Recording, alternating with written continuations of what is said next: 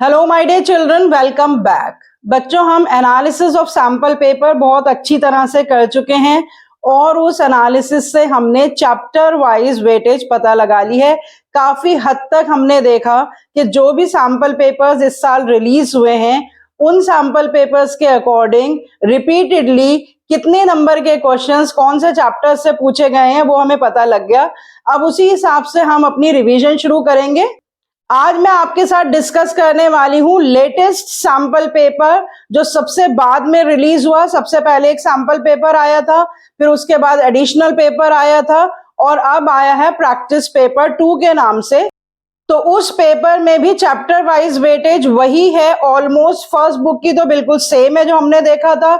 Second book में chapter 9, 10 और 11, 12 की वेटेज में थोड़ा सा डिफरेंस है, लेकिन हम एक सैंपल पेपर डिस्कस कर लेते हैं, सारे क्वेश्चन आंसर्स डिस्कस कर लेते हैं, दोबारा से हम टॉपिक्स डिस्कस कर लेते हैं, किन किन टॉपिक्स पे क्वेश्चन आए हैं, कितने नंबर के क्वेश्चन आए हैं, 1 मार्कर क्वेश्चंस जो हैं उनके आंसर कैसे लिखने हैं, एलिमिनेशन थ्योरी यूज करनी है, सब्जेक्टिव क्वेश्चंस के आंसर कैसे लिखने हैं, केस स्टडीज के आंसर कैसे लिखने हैं। So let's connect to commerce and let's discuss about all types of questions, whether MCQs or subjective questions or case studies, with the help of the sample paper that is latest released by CBSE.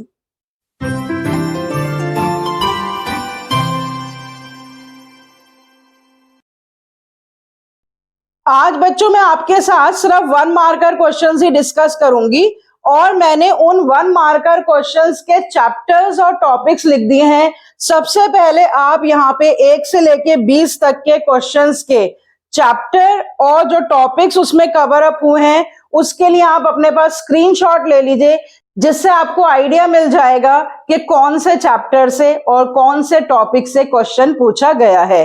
अभी questions मैं आपके सामने पढ़ूंगी और उसके answers भी discuss करेंगे, लेकिन उससे पहले एक बार ब्रीफ समरी मैं आपको दे देती हूं जो मैंने आपके लिए ही यहां पर लिखी है। क्वेश्चन नंबर 1 बच्चों फाइनेंशियल मैनेजमेंट चैप्टर 9 का है, जिसके through factors affecting capital structure इस टॉपिक को हम रिवाइज कर लेंगे। Question number 2 nature and purpose of management chapter 1 का है, जो फीचर्स ऑफ मैनेजमेंट पे से क्वेश्चन है। Question number 3 business environment chapter 3, जिसमें बेनिफिट्स ऑफ बिजनेस एनवायरनमेंट के बारे में पूछा गया है। क्वेश्चन नंबर 4 कंट्रोलिंग चैप्टर 8, जिसमें स्टेप्स ऑफ कंट्रोलिंग पे क्वेश्चन है। Question number 5 nature and purpose of management effectiveness and efficiency पे क्वेश्चन है। क्वेश्चन नंबर 6 फिर से बिजनेस एनवायरनमेंट पे, जो कि डायमेंशंस ऑफ बिजनेस एनवायरनमेंट पे क्वेश्चन है। Question number 7 controlling definition and concept of controlling पे क्वेश्चन है। Question number 8 organising organisation structures पे क्वेश्चन है। Question number 9 business environment features of business environment पे क्वेश्चन है। Question number 10 planning planning process पे question है। Question number 11 controlling controlling के benefits पे क्वेश्चन है। Question number 12 business environment demonetisation पे क्वेश्चन है। Question number 13 planning limitations of planning पे क्वेश्चन है। क्वेश्चन नंबर 14 ऑर्गेनाइजिंग डेलीगेशन पे क्वेश्चन है। Question number 15 controlling controlling by exception, एक हमने प्रिंसिपल पढ़ रखा है, उस पे क्वेश्चन है। क्वेश्चन नंबर 16 ऑर्गेनाइजिंग ऑर्गेनाइजिंग के कुछ इंपॉर्टेंट कॉन्सेप्ट्स हैं, सबको मिलाकर एक मैच द फॉलोइंग पे क्वेश्चन है।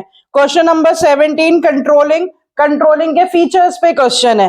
Question number 18 organising meaning of organising पे क्वेश्चन है। Question number 19 nature and purpose of management objectives of management पे क्वेश्चन है। और question number 20 planning types of plans पे क्वेश्चन है। और इसके बाद मैंने यहां पर चैप्टर नंबर्स लिख दिए हैं, चैप्टर नंबर 1, 3, 4, 5, 8 एंड 9।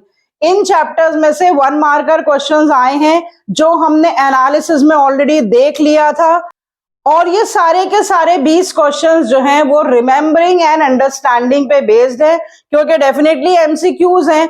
आपको सिर्फ जो गिवन लाइंस क्वेश्चन में दे रखी हैं या कोई स्मॉल केस स्टडी दे रखी है, उसके हिसाब से एप्रोप्रिएट ऑप्शन आइडेंटिफाई करके और चूज करके लिखनी है।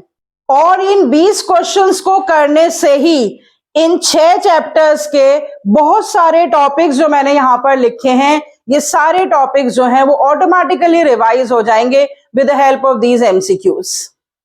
तो चलिए शुरू करते हैं बच्चों। I am reading before you the question number 1। 4 factors दे रखे हैं कैपिटल स्ट्रक्चर के और उसके साथ एक केस स्टडी दे रखी है। वो केस स्टडी पढ़ने के बाद हमें एक्चुअल ऑप्शन उन सारे कैपिटल स्ट्रक्चर के फैक्टर्स में से कौन सा फैक्टर हमें चूज करना है ये आइडेंटिफाई करना है। Aarti steel limited is a large credit worthy company manufacturing steel. The company seeks to enter the Asian market and therefore wants to raise additional funds for rupees 1 crore from the primary market. The finance manager of the company has suggested raising funds by issuing debentures in order to take the advantage of trading on equity. Identify the factor which is an important determinant of the company's ability to use the trading on equity and thus the capital structure. Capital structure के बच्चों हमने बहुत सारे factors कर रखे हैं। इसमें एक फैक्टर ट्रेडिंग ऑन इक्विटी भी है। ट्रेडिंग ऑन इक्विटी का मतलब होता है taking benefits of issue of debentures to the equity share holders. और वी कैन से कि डिबेंचर्स इशू करने से किस तरह से शेयर होल्डर्स की अर्निंग पर शेयर बढ़ती है, ये कॉन्सेप्ट हमने पढ़ रखा है ट्रेडिंग ऑन इक्विटी में। तो यहाँ पे ऑप्शंस दे रखे हैं, A return on investment, B cost of debt, C cost of equity and D risk consideration. तो यहाँ पर क्लियर दिखाई दे रहा है कि जो ट्रेडिंग ऑन इक्विटी का कॉन्सेप्ट है वो आरओआई पे डिपेंडेंट होता है। मैंने आपसे डिस्कस कर रखा है कि सिर्फ एक ही कंडीशन फुलफिल होनी चाहिए, that ROI should be greater than the rate of borrowings. If this condition is fulfilled, the company will always benefit by the issue of debentures. So here the clear-cut answer is option A, return on investment, that is associated with trading on equity and that is associated with the capital structure. Question number 2, students. Again, there are 4 options. This is a question where you have to identify the feature of management. I am reading the last line के 4 features दे रखे हैं management के। Management is intangible, it is a dynamic function, it is a group activity and it is multi dimensional. In 4 features में से हमें एक feature identify करना है केस स्टडी पढ़ने के बाद। Over the past 5 years, there has been an exponential increase in the number of people practicing healthier lifestyles in India. Doctors and nutritionists are advising people to reduce the daily intake of the soft drinks as they are aerated, which can lead to obesity and other health issues. In order to cope up with the setback in the demand from the consumers, Energize, a soft drink company, decided to introduce a tea brand named Swarty and the wellness drink named 40 Plus for women. The company received a heavy response from the consumers. तो यहाँ पर बच्चों एक case study दे रखी है कि जैसे जैसे लोग हेल्थ कॉन्शियस होते जा रहे हैं तो एक सॉफ्ट ड्रिंक कंपनी ने भी एनर्जी ड्रिंक निकाला विमेन के लिए और एक टी ब्रांड को भी उन्होंने इंट्रोड्यूस करा। तो लोगों की बढ़ती हुई डिमांड के हिसाब से उन्होंने अपने प्रोडक्ट लाइन में चेंजेस की। तो यहाँ पर कौन सा फीचर हाईलाइट हो रहा है, that the management keeps on changing according to the changing requirements of the environment, that is management is a dynamic function. So here the answer is B, management is a dynamic function. Question number 3, यहाँ पर 4 options दे रखे हैं और significance of business environment को हमें ढूंढना है। केस स्टडी पढ़ लेते हैं। KG Electrical Appliances, a company manufacturing bulbs, incurred heavy expenditure on scientific research and development and invented a technology that made it possible to produce an energy efficient bulb that can last for 15 times longer than the standard LED bulb. The technology helped the company to increase its profitability and growth. जो technology company ने use करी उससे company की profitability हुई और growth हुई। ये की लाइन है इस पूरे क्वेश्चन में। Identify the significance of business environment. Profitability or growth, they are the indicators of performance. So a very clear-cut option out of the 4 is that it helps in improving performance, and that is option C. Question number 4. Identify the step performed by Ajit Nene in the process of controlling. यहाँ पे 4 steps दे रखे controlling process के, जिसमें से हमें एक step identify करना है according to the case study given. Ajit Nene, the owner of a newly established food delivery outlet, Food and Snacks in Maharashtra, instructed the HRM of the firm to establish qualitative benchmarks of performance, as he wanted to assess the motivation, skill, and satisfaction level of his employees. The sales manager was asked to set quantitative benchmarks of performance in terms of volumes of sales made on the daily basis. दो keywords हैं इस पूरे question में, qualitative benchmarks and quantitative benchmarks. And benchmarks are all about setting standards. So out of the 4 options given, the correct option is setting performance standards. So the answer is C. I hope these questions are very easy and straightforward. जहां पर अभी तक कोई भी confusion नहीं आया है, और इन्हीं क्वेश्चंस के साथ साथ आप ये टॉपिक्स भी रिवाइज करते रहेंगे.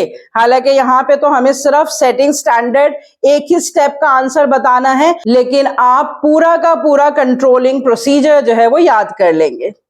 क्वेश्चन नंबर 5 चैप्टर 1 से है, इफेक्टिवनेस एंड एफिशिएंसी पे क्वेश्चन है, जिसमें ऑप्शंस दे रखी हैं effective, efficient, both efficient and effective, neither efficient and effective. मैंने आपको बता ही रखा है कि एफिशिएंसी एंड इफेक्टिवनेस बहुत ही इंपॉर्टेंट टॉपिक्स हैं. अब हम केस स्टडी पढ़ लेते हैं, उससे हमें पता लग जाएगा कि कौन सा एप्रोप्रिएट ऑप्शन है. Light and Sound Private Limited manufactures custom in-ear monitors for musicians. Although it has been in the business for the last 5 years and has a considerable market share, on conducting an analysis, it was found that the company was spending almost 10% of the total cost on packaging. एक company है जो packaging पे 10% cost लगाती है. The company decided to outsource the packaging function to a professional packaging company. The decision helped the firm to achieve its goals through greater customer satisfaction by timely delivery of orders. Underline कर देंगे timely delivery of orders, and also help the company in reducing the cost of packaging by 5%. जब company ने packaging को outsource करा तो वो orders को भी टाइमली डिलीवर कर पाई और उसका कॉस्ट भी कम हो गया. Effectiveness talks about time and efficiency talks about cost. तो यहां पर बिल्कुल क्लियर है बच्चों that company is able to achieve both effectiveness and efficiency with the help of its decision to outsource its packaging activities. So here the correct answer is option C, both efficient and effective. Question number 6, that is again about the dimensions of business environment. दो dimensions दे रखी है pair में, तो जब हम case study पढ़ेंगे तो हमें एप्रोप्रिएट पेयर चूज करना है कि कौन सी 2 डायमेंशंस है बिजनेस एनवायरनमेंट की जो कि इस पर्टिकुलर केस स्टडी में हाईलाइट हुई हैं. With the advent of Talk GPT in the information technology industry, companies have started investing in the artificial intelligence in order to fulfill the expectations of the customers. Largely, the customers are showing a positive attitude to the new artificial intelligence-based TalkBot. Identify the dimension of business environment being referred here. Artificial intelligence बहुत ही advance technology है, हम लोग भी इसको अब use कर रहे हैं बहुत सारे अपने मैटर्स के लिए. तो टेक्नोलॉजिकल एनवायरनमेंट इस केस स्टडी में साफ साफ दिखाई दे रहा है. और एक लाइन दे रखी है that the customers are showing a positive attitude to this new technology. So positive attitude of the customers, that is showing its social impact, that people are accepting it socially also. So here the 2 clear-cut dimensions that are highlighted in this case study is social and technological, and we will see which option is this. So this option is option B, that is technological and social environment. Question number 7. Name the function of management that completes one cycle of management process and improves planning in the next cycle. एक बहुत important feature आपको याद हो अगर, तो मैंने controlling function के features के टाइम बताया था that controlling is not the last function of management. बहुत बार हम गलती से कहते हैं कि controlling is the last function of management, लेकिन मैंने क्लियर किया था that it is not the last function of management, it completes one management cycle and it helps in improving the next management cycle. और इस पे मैंने एक reel भी बना रखी है, आप कनेक्ट टू कॉमर्स में शॉर्ट्स देखेंगे या प्लेलिस्ट में भी कंट्रोलिंग की मैंने वो शॉर्ट्स या रील्स डाल रखी हैं, उसे देखेंगे तो आपको ये पर्टिकुलर फीचर स्पेसिफिकली समझ में आ जाएगा।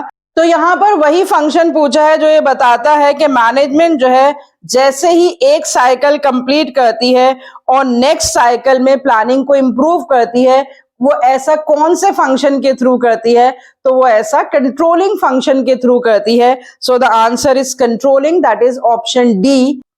Question number 8, in dash it is easier to fix up the responsibility for performance। Structures दे रखे, 4 तरह के हमने स्ट्रक्चर्स पढ़ रखे, फॉर्मल, इनफॉर्मल और फंक्शनल एंड डिविजनल। फॉर्मल के ही 2 पार्ट होते हैं, फंक्शनल एंड डिविजनल। तो इनफॉर्मल स्ट्रक्चर में तो कभी भी authorities and responsibilities well defined होती ही नहीं है, और यहां पर पूछा है कि कौन से स्ट्रक्चर में रिस्पॉन्सिबिलिटीज को फिक्स करना आसान है। तो यहां पर बच्चों हम एलिमिनेशन थ्योरी यूज करेंगे, जहां जहां इनफॉर्मल वर्ड आ रहा है बी ऑप्शन में और सी ऑप्शन में, तो वो दोनों ऑप्शंस तो बिल्कुल ही एलिमिनेट हो जाएंगे, क्योंकि इनफॉर्मल स्ट्रक्चर में बिल्कुल भी फिक्सेशन ऑफ रिस्पॉन्सिबिलिटी नहीं होती है। अब हमारे पास ऑप्शन बचा ए एंड डी, जिसमें फॉर्मल स्ट्रक्चर की बात हो रही है, और ए में फॉर्मल के साथ फंक्शनल है और डी में फॉर्मल के साथ डिविजनल है।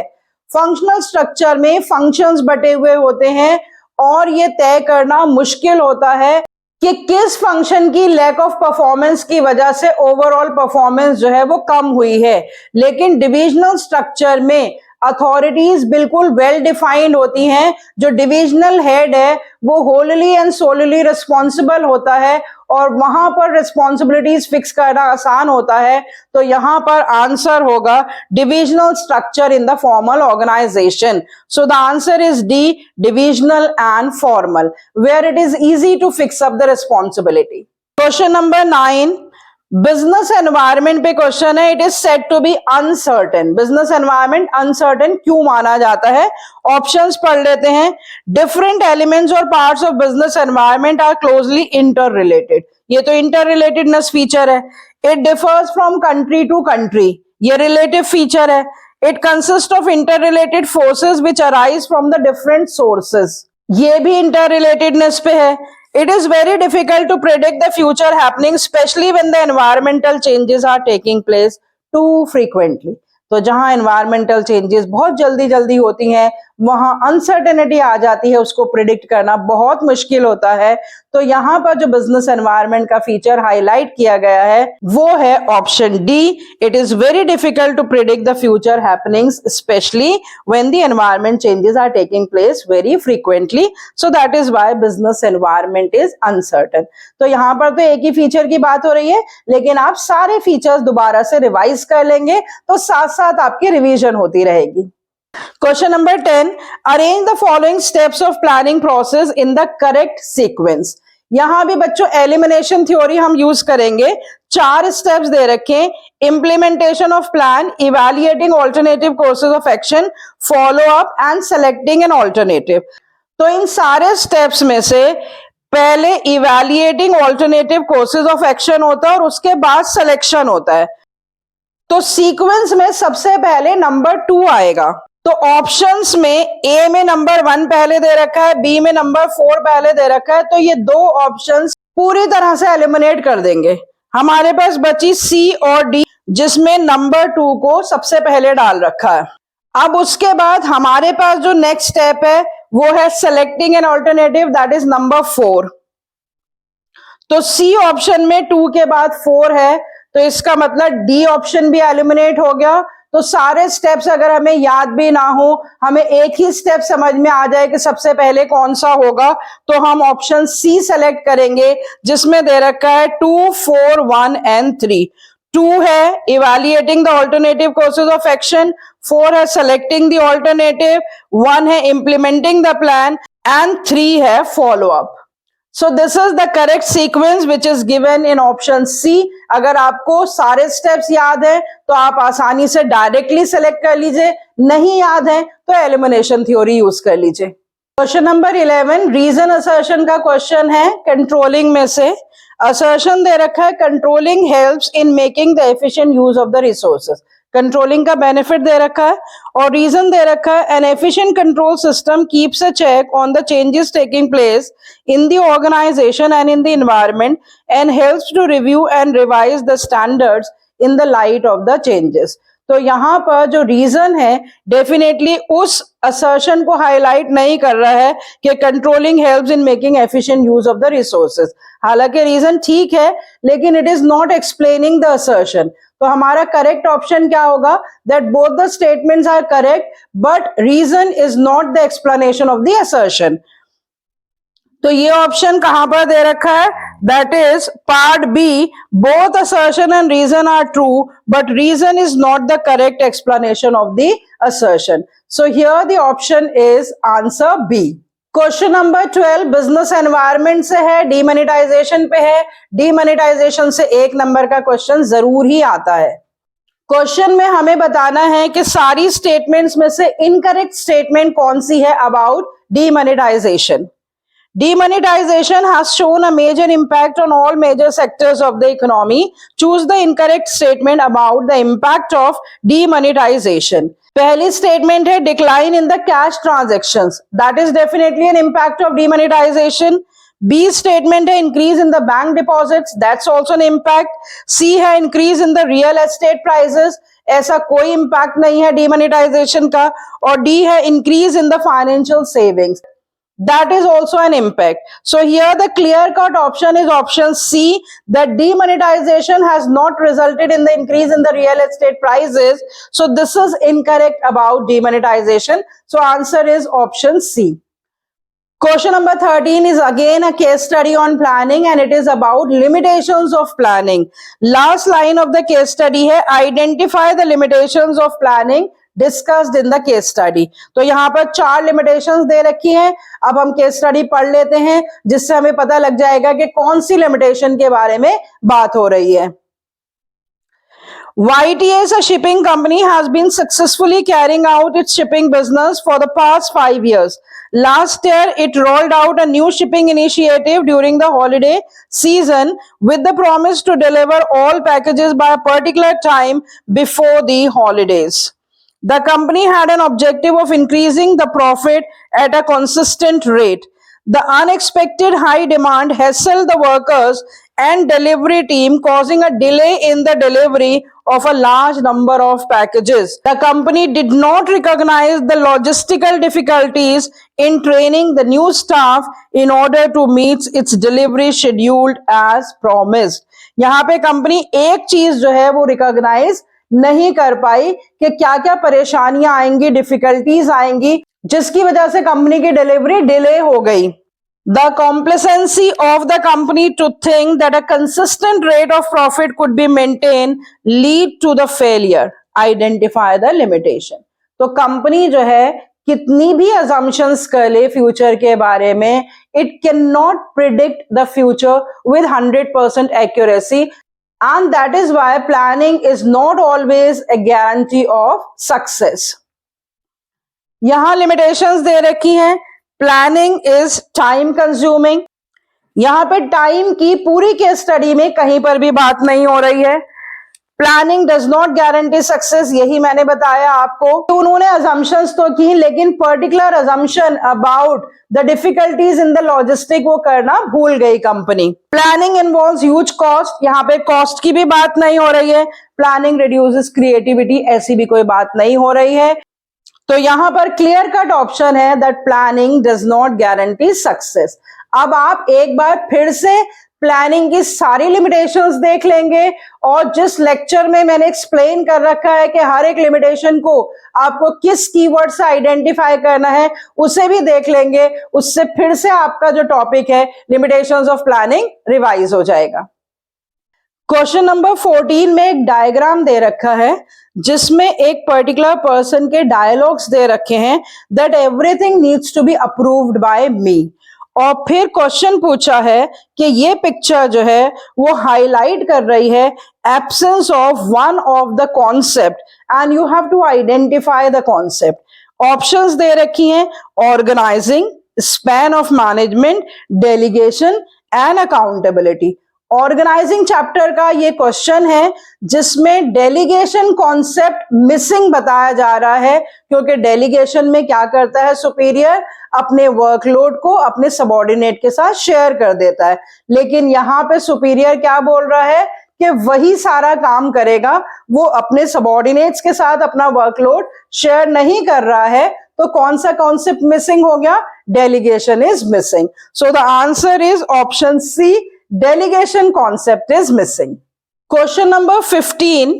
As the production manager of a large company, which method will be followed for Mr. Joseph to gauge the performance of his department? Options दे रखी हैं sample checking of certain random pieces for the quality, B दे रखी है checking each piece for the quality specifications, C दे रखा है calculation of certain financial ratios, और D दे रखा है checking increase in the market share. यहाँ पर शुरू में ही दे रखा है कि ये लार्ज कंपनी है, तो डेफिनेटली जब लार्ज कंपनी है तो each and every sample checking is not possible. हमने एक कॉन्सेप्ट पढ़ रखा है कंट्रोल बाय एक्सेप्शन। जब हमने प्रोसेस ऑफ कंट्रोलिंग करा था उसी में इस कॉन्सेप्ट को देखा था that if you try to control everything you may end up in controlling nothing. उसी कॉन्सेप्ट पे ये क्वेश्चन बनाया है। तो परफॉर्मेंस चेक करने के लिए best and appropriate method mister Joseph कौन सा फॉलो करेंगे? तो डेफिनेटली यहां पर हमारा ऑप्शन होगा option A, sample checking of certain random pieces of quality. Sample checking means control by exception. Question number 16 बच्चों मैच द फॉलोइंग का क्वेश्चन है। कॉलम 1 में कुछ कॉन्सेप्ट्स दे रखे हैं ऑर्गेनाइजिंग चैप्टर से रिलेटेड, और कॉलम 2 में उसका एक्सप्लेनेशन दे रखा है। कॉन्सेप्ट्स क्या दे रखे हैं? Authority, functional structure, decentralisation and responsibility. उसके बाद कॉलम 2 में पढ़ लेती हूं। पहला एक्सप्लेनेशन है increases the role of the subordinates in the organisation by giving them more autonomy. दूसरा ऑप्शन है flows downward from superior to subordinate. तीसरा ऑप्शन है can not be entirely delegated. और चौथा ऑप्शन है minimum duplication of efforts and hence economical. यहां पर बच्चों हम एलिमिनेशन थ्योरी यूज कर सकते हैं। वैसे तो ये कॉन्सेप्ट्स अपने आप में ही बहुत क्लियर हैं, लेकिन जैसे अथॉरिटी सबसे पहला कॉन्सेप्ट दे रखा है और अथॉरिटी की क्लियर कट एक्सप्लेनेशन मुझे समझ में आ रही है, flows downward from superior to subordinate.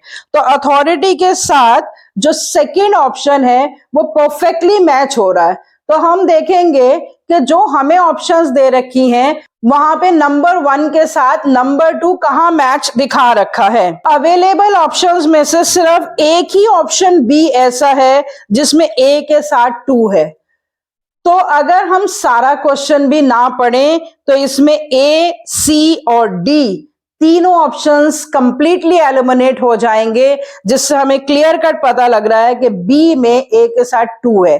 और अपने सेटिस्फेक्शन के लिए इसको चेक और कर लेते हैं। सेकंड कॉन्सेप्ट है फंक्शनल स्ट्रक्चर। फंक्शनल स्ट्रक्चर के साथ क्या मैच हो रहा है? Minimum duplication of efforts and hence economical. So the fourth part है वो फंक्शनल स्ट्रक्चर से मैच हो रहा है, तो सेकेंड ऑप्शन में ही बी के साथ 4 है। So I hope this much is sufficient to choose the correct option, that is the option is B, A2, B4, C1 and D3. Question number 17, that is again a question on controlling, क्योंकि मैंने भी आपको बताया था कि इस वाले sample paper में कंट्रोलिंग 5 ही नंबर का आता है और पांचों क्वेश्चंस एक एक नंबर के कंट्रोलिंग से ही पूछे गए हैं। Choose the incorrect statement about the controlling function of management. Controlling function के फीचर्स हमने कर रखे हैं, जिसमें से हमें कोई सी भी जो इनकरेक्ट स्टेटमेंट है वो पता लग जाएगी। Controlling is both backward and forward looking, this is one of the feature. Controlling is prescriptive whereas planning is evaluative. This feature is definitely wrong, क्योंकि कंट्रोलिंग जो है वो इवैल्यूएटिव होता है और प्लानिंग प्रिस्क्रिप्टिव होता है, और यहां बता रखा है कि कंट्रोलिंग प्रिस्क्रिप्टिव है। तो डेफिनेटली ये स्टेटमेंट रॉन्ग हमें पता चली गई, बाकी की दो ठीक ही होंगी। पढ़ लेते हैं। Controlling presupposes the existence of certain standards, that is correct. Controlling is pervasive function of management, that is correct. तो इनकरेक्ट स्टेटमेंट हमें ढूंढनी थी, जो कि हमने आसानी से पता लगा ली। B part, controlling is prescriptive whereas planning is evaluative. This is the incorrect statement. Answer is B. Question number 18 बच्चों, dash is the process of defining and grouping the activities of the enterprise and establishing authority relationship among them. बहुत clear cut definition organising की दे रखी है। चार concepts हमें दे रखे हैं, decentralisation, planning, staffing, organising. ये तो डेफिनेशन ही है ऑर्गेनाइजिंग की, that organizing is the process of defining and grouping the activities of the enterprise and establishing authority relationship among them. So it's very easy to identify the concept, that is organizing. So the answer is D, organizing. Question number 19. Question number 19 में भी एक case study दे रखी है, identify the objectives of management. यहाँ पे objectives का option दे रखा है, केस स्टडी पढ़ लेते हैं, उससे हमें ऑब्जेक्टिव्स पता लग जाएंगे। Mr. Anand Niketan has been successfully running a chain of restaurants in Delhi and Gurgaon for the past 15 years. Adhavan, his son, returned to India after acquiring a master's degree in the social work. He suggested his father that they should enter into a new line of business of coffee bars and provide employment opportunities to differently able people, and in the process create greater economic value for different sections.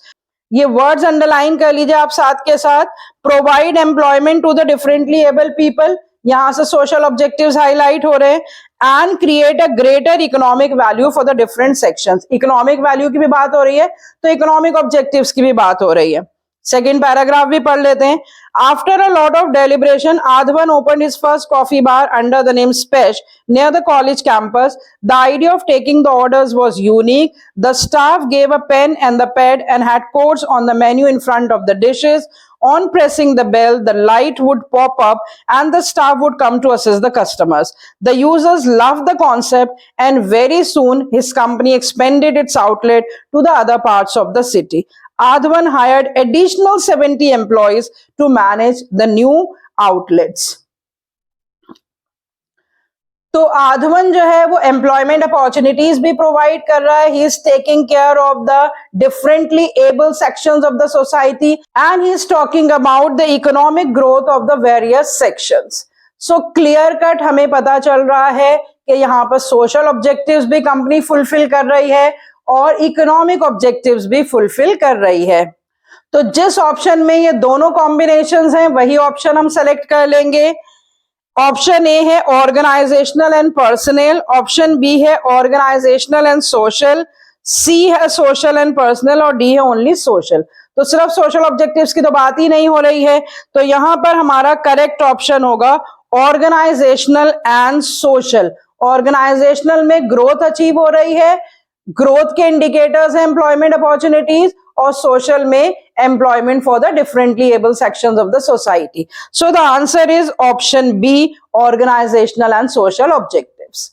Last question बच्चों देख लेते हैं, 20वां question, ये भी 1 number का है। ये types of plans पे क्वेश्चन है, प्लानिंग चैप्टर का। केस स्टडी पढ़नी है और हमें type of a plan identify करना है। During the devastating earthquake in Gujarat, Mansukh Bhai, a traditional clay craftsman, incurred heavy losses in the pottery business. Journalists photographed his broken matkas and referred to them with the caption, "The poor man's broken fridge." An idea struck him and he made a real fridge with the same cooling principle. And after several tests of soil and fridge designs, he introduced the innovative clay cool fridge in 2005. His company is growing at 15% annually and he seeks to achieve a target of 10 crores by the end of the next year. The company has stuck to its statement of keeping all the products priced at a lower rate in order to be affordable. तो जब हम ये case study पढ़ रहे हैं तो पढ़ते time ही आपको कीवर्ड्स अंडरलाइन कर लेने चाहिए। जैसे जब मैं यहाँ पर पढ़ रही थी, achieve a target of 10 crore by the end of the next fiscal year, तो यहाँ पे अचीव अ टारगेट की बात हो रही है। तो जहां पर भी टारगेट डिटर्मिनेशन की बात होती है वो कौन सा टाइप ऑफ प्लान होता है, वो होता है ऑब्जेक्टिव। लास्ट लाइन दे रखी है, the company has stuck to its statement of keeping all the products priced at a lower rate in order to be affordable। तो कंपनी पहले भी अफोर्डेबल प्राइसेस पे प्रोडक्ट्स को बेचती थी और अभी भी वो उसी पर कायम है कि आगे भी वो अफोर्डेबल प्राइसेस पे प्रोडक्ट्स को बेचेगी। कंपनी की पॉलिसी ही यही है to sell the products at the affordable prices. तो यहाँ पर जो दूसरी स्टेटमेंट हाईलाइट हो रही है टाइप ऑफ प्लान की, वो है पॉलिसी। करेक्ट ऑप्शन देख लेते हैं, जहां पर भी ऑब्जेक्टिव और पॉलिसी का कॉम्बिनेशन होगा वही हमारा करेक्ट ऑप्शन होगा। पहला ऑप्शन दे रखा ऑब्जेक्टिव एंड स्ट्रैटेजी, स्ट्रैटेजी की यहाँ बात नहीं हो रही है। दूसरा दे रखा स्ट्रैटेजी एंड पॉलिसी, तीसरा दे रखा है पॉलिसी एंड ऑब्जेक्टिव। ये ऑप्शन करेक्ट है क्योंकि पॉलिसी की भी बात हो रही है और ऑब्जेक्टिव की भी बात हो रही है। और चौथा है ऑब्जेक्टिव एंड रूल, ऐसे कोई रूल की बात नहीं हो रही है, पेनल्टी की बात नहीं हो रही है। So the correct option is policy and objective, option C. तो 6 चैप्टर्स के बहुत सारे टॉपिक्स जो हैं वो आपके प्रिपेयर हो गए by discussing these 20 questions. Next lecture में हम 3 मार्कर क्वेश्चंस डिस्कस करेंगे, देखेंगे कि वो कौन से चैप्टर्स से हैं, कौन से टॉपिक्स से पूछे गए हैं, क्या टाइपोलॉजी ऑफ क्वेश्चंस है और उसे कैसे आंसर करना है। So stay connected with me to have a complete analysis and revision of all the chapters. See you next time. Stay healthy and connected.